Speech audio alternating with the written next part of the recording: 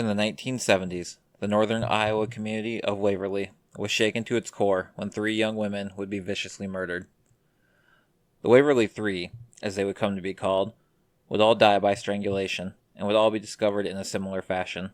The quiet home of Wartburg College would first be mortified in 1971 when 14-year-old Valerie Lynn Klasowski would disappear from the streets of Waverly, only to be found 2 days later on a creek bed, her neck broken from the force of the strangulation that took her life.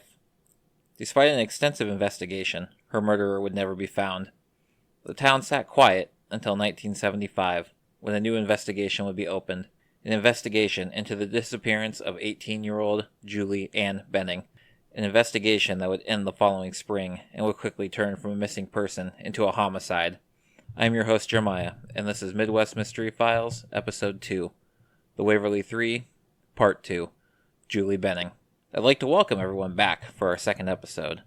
Just a few quick things before we start. Midwest Mystery Files is a true crime podcast focused on unsolved and missing murdered cases located within the Midwestern region of the United States. We can be found on Spotify, Apple Podcasts, Google Podcasts, iHeartRadio, Audible, and wherever you get your podcasts. This episode is the second in a 3-part series focusing on 3 young women who were murdered in separate attacks, but all resided in the same town of Waverly. While the information in Episode 1 isn't particularly pertinent to this episode, it will be pertinent to some theories put forth in the next episode, so I do encourage you to go back and listen to Episode 1 on the murder of Valerie Klasowski if you have not already done so. Now, without further ado, on to today's case. Julia, or Julie as she would go by, Ann Benning, was born December 12, 1956, to Lowell and Joanne Benning. She would grow up on a farm in rural Clarksville, Iowa, with her parents as well as 4 sisters. All reports indicate that Julie was a well-behaved teenager, but free-spirited and outspoken at the same time. While shorter than most of her classmates at 4 foot 11 inches, she was noted as being bright, beautiful, spunky, and ambitious, with a quick smile and a zany laugh. She was active in high school band, choir, and speech contest. She enjoyed detasseling corn in the summer, as the bus ride to the field gave her the opportunity to talk with other kids and make new friends. Along with her local friends, she was also known to have pen pals in Michigan and Scotland. She truly seized every opportunity to make new friends and get to know interesting people. Julie was also an avid music fan. She loved the music of the time. Her love of music and outgoing attitude were so strong together she had no hesitations about jumping the fence at an Eagles concert to chat with frontman Glenn Frey. She had also seized the opportunity for her and her sister to have dinner with rockers Foghat, and she even corresponded with the drummer for Tanya Tucker for a time. She had a creative side to her as well. She enjoyed designing and sewing her own dresses, as well as painting landscapes and portraits of things that were close to her heart. A photograph, provided to IowaColdCases.org by the Benning family, shows Julie with a few of these paintings, as well as a floral painted backdrop on her wall. The non-painted parts of the wall are plastered with band posters, showing a young woman who was truly passionate about the things she enjoyed. Her artistic and free-thinking attitude is most likely what led her to having an interest in investigative journalism, an interest she was already following by writing for her school newspaper. In an article Julie wrote for the Plainfield High School newspaper, Julie shared her thoughts on murder and the death penalty by writing, "Murder is a horrible crime to commit, and of course, the offender must be punished. But does that mean he should rot in prison until he dies? I don't think so. Nor do I think any person has the right to say someone should never be let out of prison, or give him the death penalty. Put yourself in their shoes. The convicts are still humans too. I hope people will be willing to help them and lend support in convicts' efforts to rehabilitate themselves." A very progressive thought at the time in rural Iowa, this statement would later be used in poor taste by some newspapers for headlines, apparently feeling it was necessary to point out the irony that Julie herself had been murdered after making such bold statements. After graduating high school in the spring of 1975, Julie would not have the money to attend college right away, so she opted to work to raise the required funds. Rather than look for work in the small town of Clarksville, she would travel 14 miles southeast to the nearby town of Waverly. Julie would first attempt to find a job at a local radio station, but was informed by the manager that she lacked the proper experience and education. She would then try her luck at a bowling alley. However, her application would join a stack of several other individuals looking to work at the same location. It was at this point Julie walked into the Sur Lounge, a local strip joint, and was hired on the spot as a cocktail waitress. This move pained and surprised Julie's religious parents. Despite her good looks and outgoing attitude, Julie had rarely dated in high school and was not known to attend parties. The idea of her working in such an establishment was quite the surprise for everyone. Joanne, Julie's mother, tried to talk Julie out of working at the club. However, Julie insisted that she wanted to be an independent woman and promised her mother she would only ever be a waitress there, never a stripper. Julie, with her open mind, seemed to have taken to the establishment quickly. She would write in her diary, "Everyone at school, home, and everyone else was duly shocked and amazed to think that good old Julie was working in a strip joint," as they inelegantly termed the Sir, which is really a fairly classy, plushly carpeted, dark-paneled club with a nice atmosphere. The dancers are pretty decent people, not the $10 whores most of the men think they are. It was a strange experience, watching a chick strip and dance completely nude. But after that, the initial novelty, it soon became an old hat and didn't bother me a bit. November 28th, 1975, the day after Thanksgiving. Julie was scheduled to work, but never arrived. Then November 29th came, and she once again never arrived for her shift. Being that this was completely out of character for Julie, Sir Lounge owner Gene Weston quickly grew concerned. In a 1976 press release by Waverly Assistant City Editor Lamont Olson, Weston was quoted as saying, "I'd taken her home after work Thanksgiving night, and when she got out of the car, Julie said, 'I'll see you tomorrow night.' When she didn't come in the first night, I thought maybe she'd planned to take some time off, and I had just forgotten. But when she missed 2 nights, I talked with my husband, and he said, 'Call her folks.'" Gene did just that, and Julie's father wasted little time heading to Waverly to report Julie missing to authorities. He reported his daughter missing to Waverly Police Chief Clarence Wickham, asking him to please contact the media to get the word out on his missing daughter. Chief Wickham, apparently convinced that this was not a case requiring the utmost urgency, suggested that he contact newspapers and radio stations himself. In my research, a small blurb out of the Waterloo Daily Courier, published December 4th, was the earliest print media I could find asking the public for information. 2 reports would eventually come in pertaining to sightings of Julie the day she disappeared. It was reported that Julie was seen at approximately 2 p.m. walking up Bremer Avenue in Waverly, and then later at 5:05 p.m. at a local shoe store. Early reports indicated that she was on her way to work during the 2 p.m. sighting. However, that would not explain why she was at a shoe store during the later reports of her being seen at 5:05. Despite my best efforts, I never could find anything that actually indicated what time Julie was due at work. I should note that it has been reported that Julie was living with her grandmother in Waverly during this time. I can only assume the two didn't cross paths often despite living in the same house, as Julie's grandma has never been quoted as noticing she didn't come home for a couple days. I don't want to make too many assumptions on that situation, I just wanted to clarify her living situation to clear up any confusion. That being said, a search showed that Julie took no clothes or personal belongings with her when she left for the final time that day, November 28th. According to a December 17th, 1975 article in the Plainfield News, there was speculation that Julie had attended a rock concert in nearby Olwine the night she disappeared. However, the reports were later determined to be false. The article stated that another band, the Dakotas, knew Julie, but when asked about her, none of them had seen her for quite some time. Despite police investigation and public pleas for information, no trace of Julie could be found.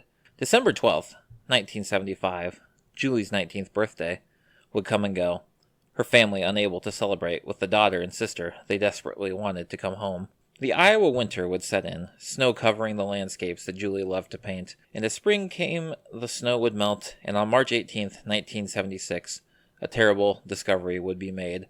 A Butler County road maintenance worker would find the nude, badly decomposed body of Julie Ann Benning in a roadside ditch on a rural road about a mile northeast of Shell Rock, approximately 12 miles from where she disappeared. Julie had been shoved in a culvert where she had spent the winter before being washed out by the spring rains and melting snow. Preliminary results of Julie's autopsy were inconclusive, but it was eventually determined that her death was caused by homicidal violence. Like Valerie Kloskowski in 1971, Julie had been manually strangled. There would never be clarification on if she had been sexually assaulted, most likely due to the advanced decomposition of her body. The Butler County Sheriff's Department took over main jurisdiction on the case.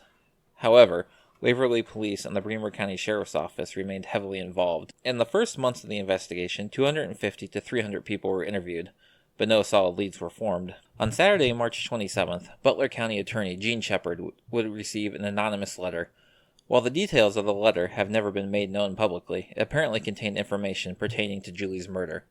Attorney Shepard would ask that the writer of the letter bring forth more information, as whatever information contained in the letter was not complete enough to be of use. If the author of the letter did ever send more information, it has never been announced publicly. Despite approximately 300 people being talked to and a mysterious letter, investigators were unable to uncover any information or clues that could help them further the case along. Much like Valerie Klosowski, all they knew was that Julie vanished off of Waverly Street, only to be found later, murdered by strangulation at the hands of some twisted individual, and discarded like she was mere trash. The second part of the investigation into Julie's murder would come in September of 1976, when another young woman would be strangled and found in a roadside ditch.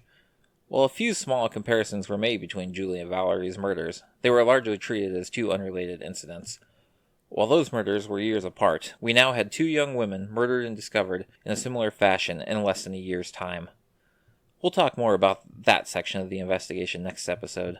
For now, I want to jump ahead to 2015, when Des Moines Register journalist Mike Kylan would sit down with Julie's mother Joanne and sister Carol, and Carol would reveal a shocking revelation and a new potential lead. Carol didn't give an exact date, but she stated that recently both her and Jody Ewing of Iowa cold cases had been approached by a man from a nearby town who claimed to be at the Sur Lounge on November 28, 1975, the night Julie disappeared. The man, who also spoke to the Register under the promise of anonymity due to threats he had received, claimed that not only did he see Julie at work that night, but he saw her being abducted from the front entry of the Sur Lounge. The man stated to the Register, "I'm not going to get anything out of this. I have no reason to lie." The man acknowledged that he was drinking that night, but claims he saw Julie at the front door taking money from customers when a struggle ensued. When the individual tried to get a better look at the confrontation, his view was blocked by other men, intentionally keeping him from seeing what was happening. The man would go on to say that a short time later, in the parking lot, he saw what appeared to be Julia slumped in the passenger side of a pickup. When the pickup door was opened, he saw a man he knew with his hand near her throat, trying to cover the dome light with his other hand. He would later find clothes planted in his garage by the man or his associates that he believed to be Julie's. He, however, would throw them away, not yet knowing Julie was missing. The man made the claim that he told authorities in the months after what he had seen, and then he felt the need to come forward again after the death of his own daughter.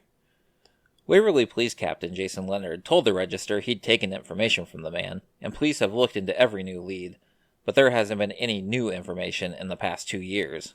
I can't help but wonder why this information was never relayed to the media if he did indeed tell the police in 1976. Were authorities afraid this would be too much information that may have tipped the murderer off?